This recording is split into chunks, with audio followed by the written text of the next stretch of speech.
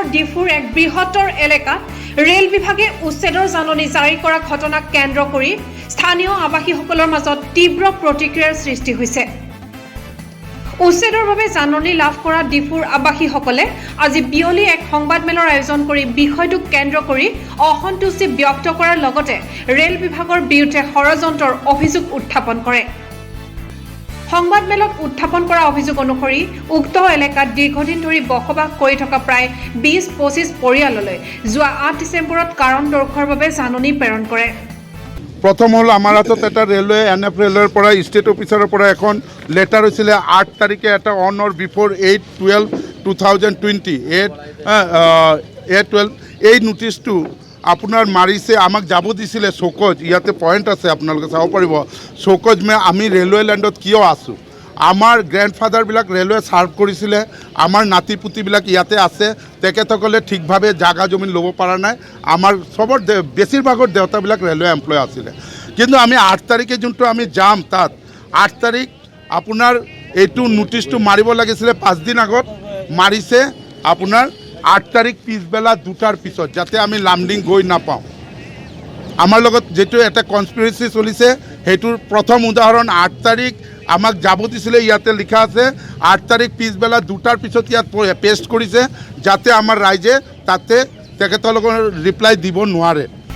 উক্ত দিনা বিয়লি জাননীখন জাৰি কৰাৰ বাবে এলেকাটোৰ আৱাসীসকলৰ বাবে লামডিঙত উপস্থিত হৈ কাৰণ দৰ্শোৱাৰ ক্ষেত্ৰত স্থানীয় আৱাসীসকল ব্যৰ্থ হয়।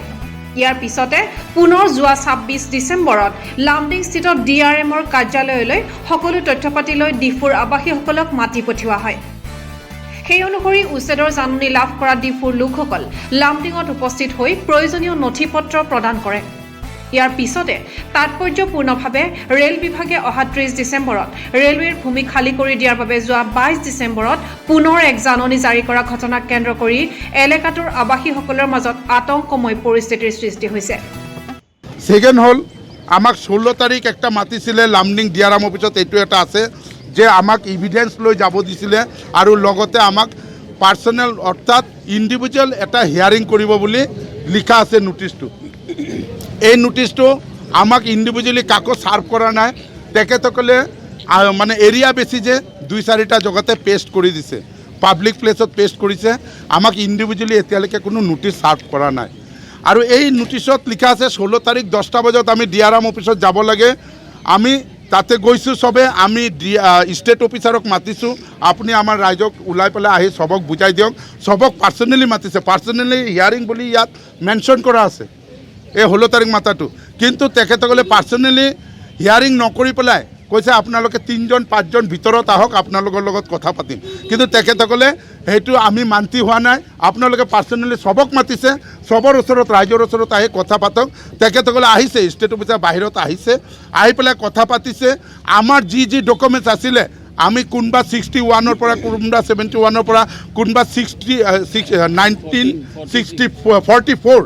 ইয়াতে এমপ্লয়ি হিচাপেও আছিলে তেতিয়া আমাৰ NCLs আৰু এইবিলাক সব ইউনাইটেড আছিলে বিশেষকৈ প্ৰচণ্ড শীতৰ লগতে ছাত্ৰ ছাত্ৰীসকলৰ পৰীক্ষাৰ আগমুহূৰ্তত এনেদৰে উচ্ছেদৰ জাননীয়ে স্থানীয় লোকসকলক শংকিত কৰি তুলিছে আনহাতে ৰেল বিভাগক সকলো ধৰণে সহযোগিতা আগবঢ়োৱাৰ বাবে সাজু বুলি মন্তব্য কৰি ৰেল বিভাগে উচ্ছেদৰ কোনো কাৰণ আৱাসীসকলক জানিবলৈ দিয়া নাই বুলি মন্তব্য কৰে আমি ৰেলৱেৰ লগত কোঅপাৰেট কৰিম কিন্তু ৰেলৱে এতিয়ালৈকে জনোৱা নাই যে তেখেতসকলৰ কিমান ফুট একচুৱেল লেণ্ড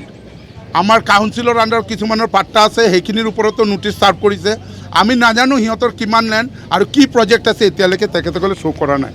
৩০ তাৰিখতো হ'ব নালাগে কোনো পৰ্যায় এইটো আমাৰ অনুৰোধ থাকিব আমি এগেইনষ্ট নহয় প্ৰটেষ্ট নহয় যাতে আমি চবফালে যাম আমাৰ MLA MP হওক মিনিষ্টাৰ হওক আমি চেষ্টা কৰিম ৩০ তাৰিখে কোনো পৰ্যায় হ'ব নালাগে কাৰণ চবৰ এক্সাম আছে এই ঠাণ্ডাৰ দিনত এনেকুৱা ধৰণৰ ভেকেট কৰাটো হিউমেন ৰাইটৰ এগেইনষ্টত যাব